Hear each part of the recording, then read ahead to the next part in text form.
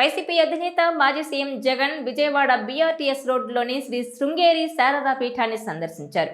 శ్రీ విధుశేఖర భారతి మహాస్వామిని కలిసి ఆశీర్వచనం తీసుకున్నారు. సుమారు గంట సేపు విధుశేఖర భారతి స్వామితో చర్చలు జరిపారు జగన్. ఆయన వెంట వైవి సుబ్బారెడ్డి, భరత్, మల్లాది విష్ణు, వెల్లంపల్లి శ్రీనివాస్, దేవినేని అవినాష్ సహా పలువురు నేతలున్నారు. అయితే జగన్ తాడేపల్లిలోని తన నివాసం నుంచి ప్రత్యేకంగా బయటకొచ్చి శ్రీ శృంగేరి శారదా పీఠానికి వెళ్లి విధుశేఖర భారతి స్వామీజీని కలవడం మాత్రం ఆసక్తికరంగా మారింది. పీఠంలో దాదాపుగా గంట సేపు ఉండడం చర్చనీయాంశమైంది. స్వామీజీతో ఏ అంశాలపై చర్చించారనే అంశం ఇప్పుడు హాట్ టాపిక్ అయింది. అయితే స్వామీజీ ఆశీస్సులు తీసుకోవడం కోసమే వైఎస్ జగన్ వెళ్లారని, ఎలాంటి ప్రాధాన్యత లేదని వైసీపీ వర్గాలు చెబుతున్నాయి. జగన్ ప్రతిపక్ష నేతగా, ముఖ్యమంత్రిగా ఉన్నప్పుడు ఎక్కువగా విశాఖపట్నంలో ఉన్న శ్రీ శారదా పీఠాన్ని సందర్శించేవారు. పీఠాధిపతులు స్వరూపానందేంద్ర సరస్వతి మహాస్వామి, అలాగే స్వాత్మానందేంద్ర సరస్వతి స్వామీజీల ఆశీర్వాదం తీసుకునేవారు. అయితే ఏపీ ఎన్నికల ఫలితాల తర్వాత ఇప్పటి వరకు అక్కడికి వెళ్ళలేదు. కానీ సడన్ గా ఇప్పుడు శృంగేరి శారదా పీఠాన్ని సందర్శించడం చర్చనీయాంశంగా మారింది. ఈ పీఠానికి ఎందుకు వచ్చారు, అసలేం జరుగుతోంది అన్న చర్చ నడుస్తోంది. జగన్ 2014 నుంచి నిన్నటి వరకు విశాఖ శ్రీ శారదా పీఠం స్వామీజీ ఆశీస్సులు అందుకుంటూ వచ్చారు. స్వరూపానందేంద్ర స్వామీజీ జగన్కి ఆశీస్సులు ఇచ్చారు. జగన్కి ఆయన ఆధ్యాత్మిక పరంగా రాజగురువుగా కూడా చెప్పుకుంటూ ఉంటారు. ఆయన మాట మీదనే తూర్పు నుంచి పాలించాలని భావించి జగన్ విశాఖను రాజధానిగా చేయాలనుకున్నారని అంటారు. ఆయన రాజశ్యామల యాగం చేసిన తర్వాతనే జగన్కి రాజ్యయోగం లభించిందని కూడా ప్రచారంలో ఉంది. ఇవన్నీ పక్కన పెడితే ఇక 2024 ఎన్నికల్లో జగన్ ఓటమి పాలయ్యారు. దాంతోపాటు ఆయన గత 5-6 నెలలుగా పార్టీ పునర్నిర్మాణ పనుల్లో ఉన్నారు. ఆయన వారంలో 3 రోజులు తాడేపల్లిలో ఉంటే 4 రోజులు బెంగళూరులో ఉంటున్నారు. ఈ క్రమంలోనే 2 రోజుల క్రితం తాడేపల్లికి వచ్చిన జగన్ 2వ రోజునే శృంగేరి శారదా పీఠాన్ని సందర్శించడం మాత్రం చర్చనీయాంశంగా మారింది. జగన్ మరోమారు ఆధ్యాత్మిక బలాన్ని గట్టిగా కోరుకుంటున్నారా అన్న డిస్కషన్ కూడా సాగుతోంది. జగన్ రాజకీయంగా ఇప్పుడు ఇబ్బందుల్లో ఉన్నారు. భారీ ఓటమి తర్వాత వైసీపీలో అంతా అయోమయంగా కనిపిస్తోంది. ఓవైపు నేతల జంపింగ్లు, మరోవైపు కేసులు, ఇంకోవైపు తల్లి చెల్లితో ఆస్తుల వివాదంతో అంతా గందరగోళంగా ఉండడంతో తన జాతకం మారడానికి జగన్ ఏమైనా ఆలోచిస్తున్నారా అన్న వాదన వినిపిస్తోంది. వైసీపీకి పునర్వైభవం తీసుకురావడానికి, అలాగే తన రాజకీయ జాతకం మారడానికి జగన్ ఏమైనా చేస్తున్నారా అన్న చర్చ కూడా సాగుతోంది.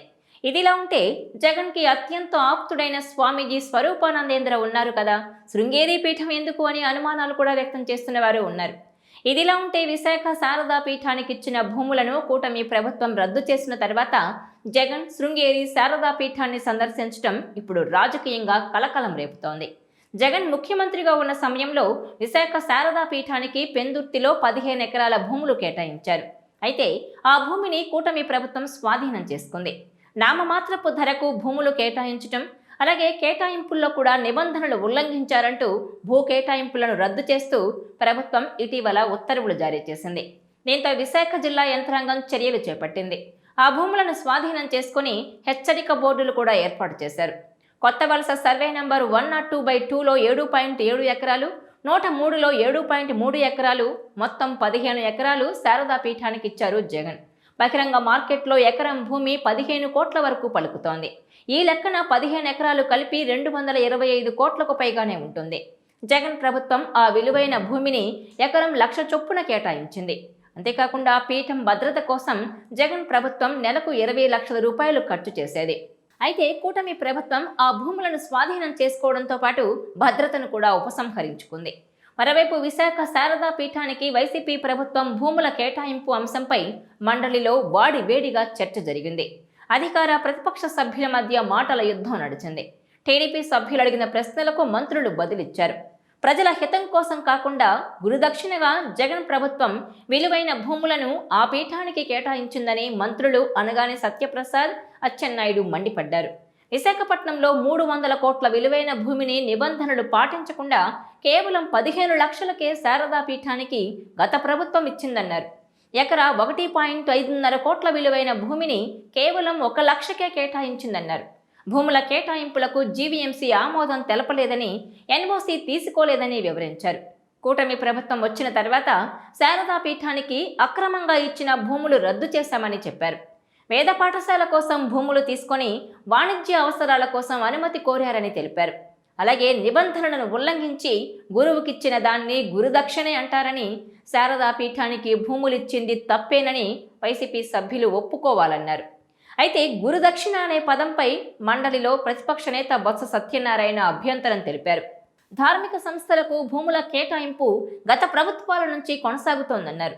పీఠాధిపతులకు, మఠాధిపతులకు భూములు ఇవ్వడానికి నిబంధనలున్నాయన్నారు. నిబంధనలకు విరుద్ధంగా శారదా పీఠానికి భూముల కేటాయింపుంటే రద్దు చేయొచ్చని, దీనిపై తమకు ఎలాంటి అభ్యంతరం లేదని చెప్పారు.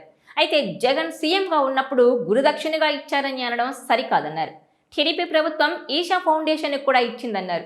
దీనిపై మంత్రి అచ్చెన్నాయుడు స్పందిస్తూ, తాము గతంలో ఈషా ఫౌండేషన్కి ఇచ్చినప్పుడు నిర్ణీత సమయంలో నిర్మాణాలు ప్రారంభించకపోవడంతో తాము వెనక్కి తీసుకున్నామన్నారు.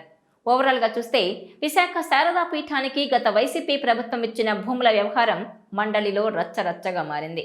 ఇదిలా ఉంటే సడన్గా జగన్ శృంగేరి పీఠానికి వెళ్లడం మాత్రం హాట్ టాపిక్గా మారింది. జగన్ పనిగట్టుకుని మరీ అక్కడికి వెళ్లారంటే ఆలోచించాల్సిందే అని అంటున్నారు. చూడాలి మరి స్వామీజీ ఆశీస్సుల బలంతో జగన్ ఏం చేయబోతున్నారోననేది. ఈ వీడియో మీకు నచ్చినట్లయితే please share, like and subscribe R24 Telugu.